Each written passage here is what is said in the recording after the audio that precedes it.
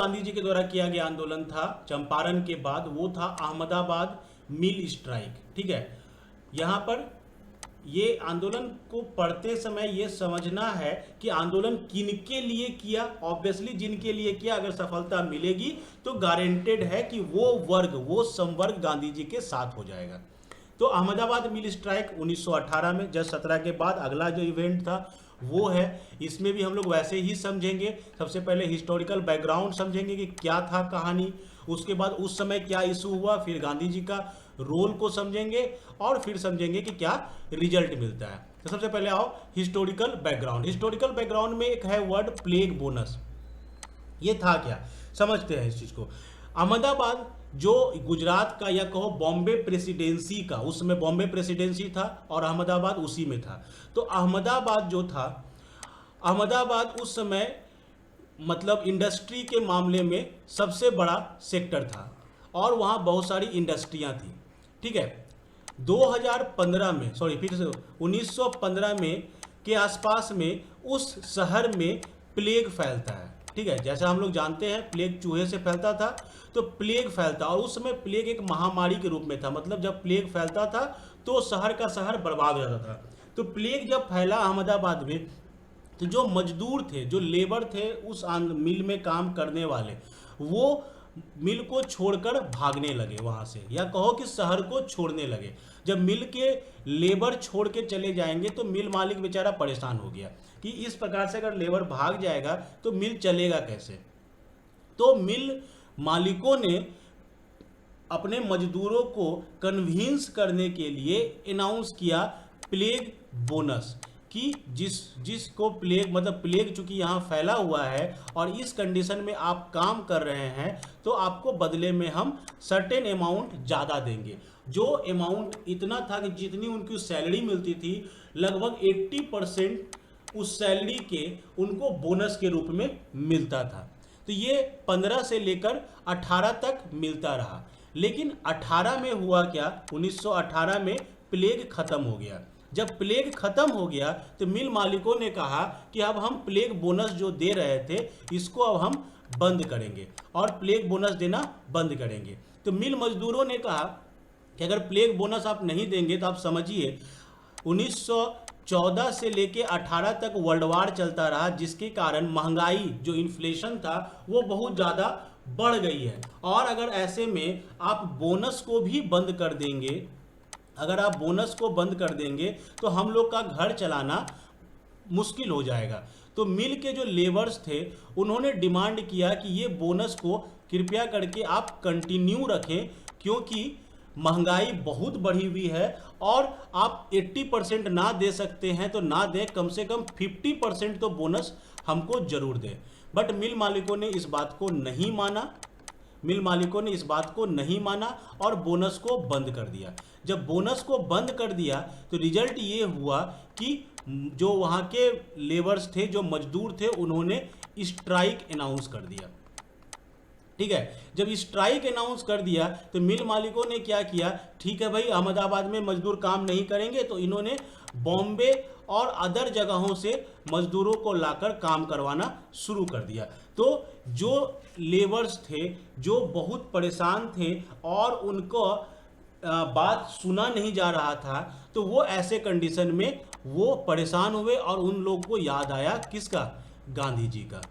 ठीक है, तो इशू क्या था और कहानी कहाँ पे शुरू हुई। इशू की बात करें तो जो इशू हम लिखेंगे वो यही लिखेंगे कि मिल मालिकों के द्वारा जो 1915 से लेके 1918 तक प्लेग बोनस दिया जा रहा था उसे बंद किया गया, जिस कारण से लेबर्स जो थे, मजदूर थे, उन्होंने स्ट्राइक कर दिया। अब यहाँ पे आते हैं गांधी जी के रोल। यहाँ पे एक नाम मिलेगा, एक नाम है अंबालाल साराभाई।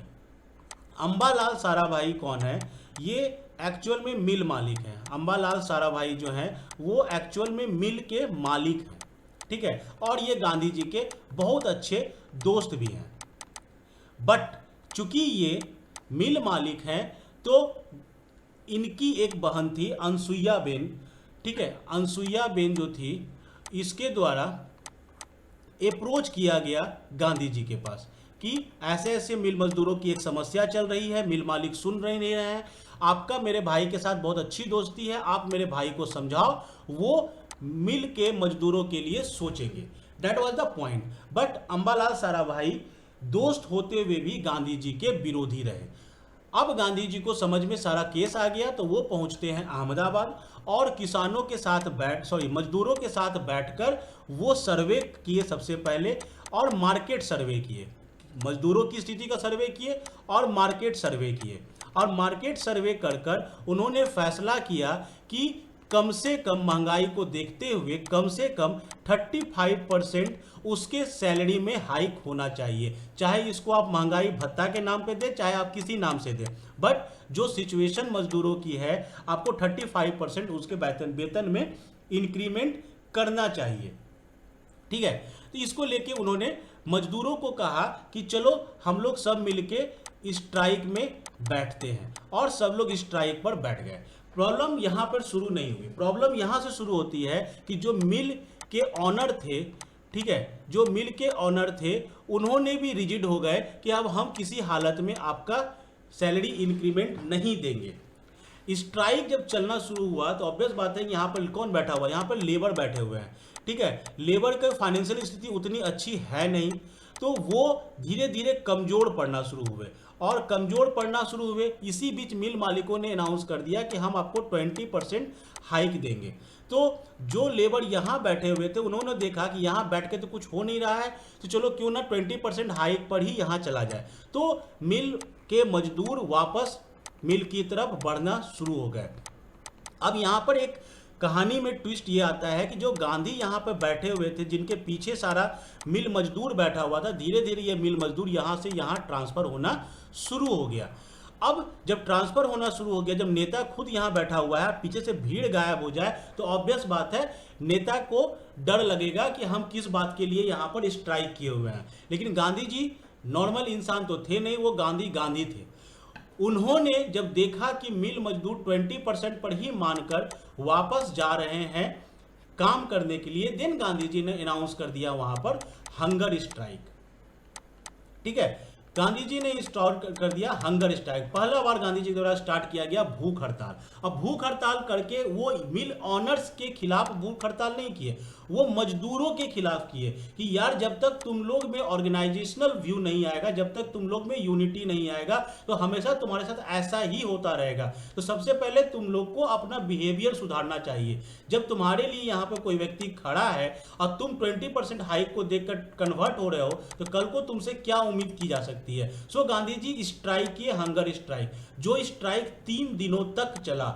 ठीक है, बट 3 दिनों में ही ये मजदूरों को समझ में आ गया और ये वापस लौटना गांधी जी की तरफ शुरू कर दिए। ठीक है, इसके बाद मिल ऑनर्स को भी समझ में आ गया कि गांधी जी मानने वाले हैं नहीं। रिजल्ट क्या होगा? रिजल्ट निकला कि फाइनली मिल ऑनर मान गए और मिल ऑनर के साथ एक कमेटी बनी, एक ट्रिब्यूनल बनाया गया। उस ट्रिब्यूनल में गांधी जी के द्वारा सारा स्टेटमेंट, सारा सर्वे रिपोर्ट रखा गया और समझाया गया ट्रिब्यूनल को कि क्यों उनके द्वारा 35% मोर सैलरी की डिमांड की जा रही है। ट्रिब्यूनल के द्वारा ये एक्सेप्ट कर लिया गया और फाइनली ये स्ट्राइक यहाँ पर खत्म होता है। तो इसमें क्या दिखा हमको? पहला जब चंपारण देखे तो हमने देखा वहां पर कि चंपारण में फार्मर्स जो थे वो गांधी जी के साथ आए। दूसरा स्ट्राइक में क्या देखे हमने कि जो लेबर वर्ग था वो गांधी जी के साथ आकर खड़ा हो गया। तो ये था आपका चंपारण सत्याग्रह। नेक्स्ट जो है वो है आपका खेड़ा सत्याग्रह।